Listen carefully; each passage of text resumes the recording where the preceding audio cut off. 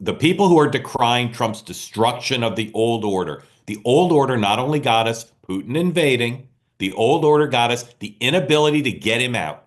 Europe and the United States, working with Zelensky, tried for years to get him out. Why couldn't we? Even he's a weak. It's a gas station with nuclear nukes. We couldn't get him out because the old order is feckless. So people who are decrying Trump's destruction of the old order, you don't have the old order brought us this, and you don't have a plan to end the war. Any plan to end the war will reward a murderous dictator. That's the only way the war is going to end. So you're going to have to price that in. There's two things that have to happen. The war has to end, and Ukraine and Europe have to be confident that whatever's in place, Putin can't take more territory than is agreed to under the deal. Dan, if the deal, both as it's announced and as it's enforced, doesn't do that, Trump will be an historic failure. He will be an historic failure. But if the deal does that, it'll be a spectacular. So it's too soon to say. But I can tell you this: Marco Rubio and the National Security Advisor, Mr. Waltz, they don't want a deal that has them in the history books as losing Europe.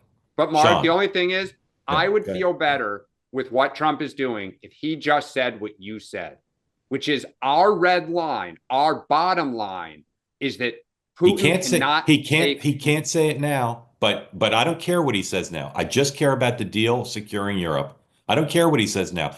Dan, he's making a deal with a guy who is a mass murderer, who violated every norm, who should that's my point, Mark.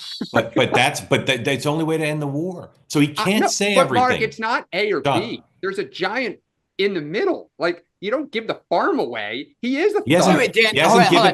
Sean, go ahead, Sean. Sorry, Sean.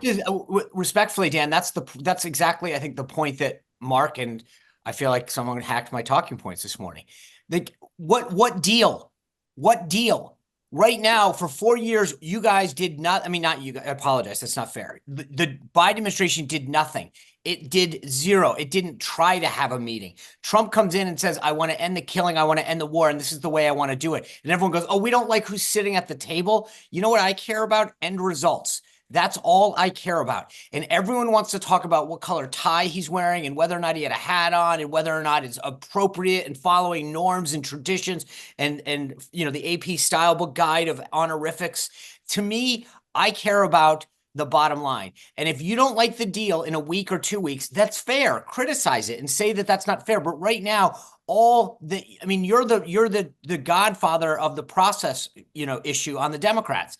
When it comes to domestically, just follow the same advice internationally, which is stop worrying about how Trump does it and hope that he succeeds and that the world is a safer place and less people die. That's the bottom line. And if he achieves that goal, we should all be happy. Then we can talk about, if you don't like the deal, the process and what got us here.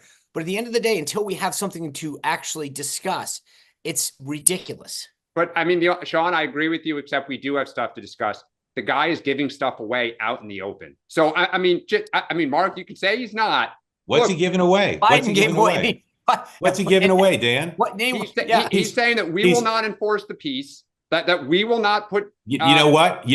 He didn't give that away because that was never going to happen. Because Americans will not support it. No, listen. He's the art of the deal. And Dan, you know what? Dan, you know what? You know what? If he decided Americans' troops needed to go, they would. Trump has never settled on anything he says. So he's saying it because he wants to go, Mark. But he's saying it because he wants the Europeans to do it. And so there's a benefit to saying it, which is, hey, Europe, if you think there need to be peacekeepers in this, it's you. It's not us. I if you agree flew that a Europe person needs in to from get Dan, that's gaining something. That's gaining leverage over the Europeans. It's not giving anything up because A, the American forces are not going, and B, he wants to make it clear, hey, Europe, you want to be at the table? You want to be part of this after you've screwed the whole thing up? Then you need to be serious about putting forces on the ground. Hey, guys, the only thing is both of you keep talking like this. Russia invaded Ukraine. He has talked about this for 15 years. I hear you, it happened. But both of you guys keep talking like this was a real estate deal that like you guys all effed it up. Dan, the guy invaded. Dan, the guy wants more. Yeah, and here's Trump's attitude and here's Tucker's attitude. They invaded under Obama. Then for 4 years they didn't invade. Mark, but whatever. And you can say they didn't invade because there was a secret deal to build a series of Trump hotels. That, Mark. Well, but Dan, Dan. Well, I've just okay. Can I ask it this way? Just to put a pin in this, let me just ask you, Dan. In all seriousness, because I get your point, I do. But here's, I mean, I've heard this in various dinners about, you know, there is no world in which Trump would have ever, no one who has studied him for more than like 8 seconds ever would think that he would be open to putting U.S. boots on the ground in Ukraine. Okay. So the idea that even if Trump didn't say it, the idea that Putin in the back of his head said, gosh, what if we get to a place where he does that is not realistic.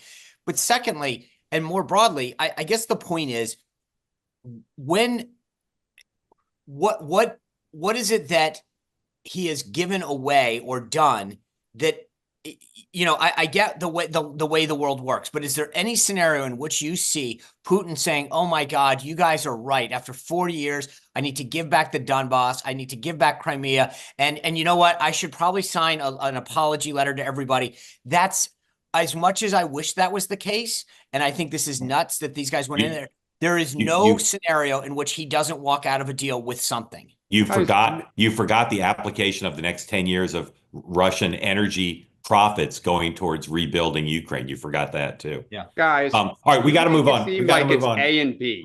I mean, no, we don't. No offense. No, we don't. Okay, so everything you just said applies to Israel and Gaza. I look forward to that conversation because you guys were telling me the opposite. We were on opposite ends. No, I don't remember. I don't know. I don't even know. I don't even know what that means. We got to move on. Why were we not going to do that? Oh, all right. Okay. Because Trump can change his mind. Okay. I will say this before we move on, and I'll exempt everybody. I'll exempt myself from this because of feigned modesty. The conversation you just heard was like no other. You could watch 100 hours of cable. You could even watch the BBC. What we just had was a more real conversation about what's going on than I've heard anywhere else. And I applaud Dan and Sean.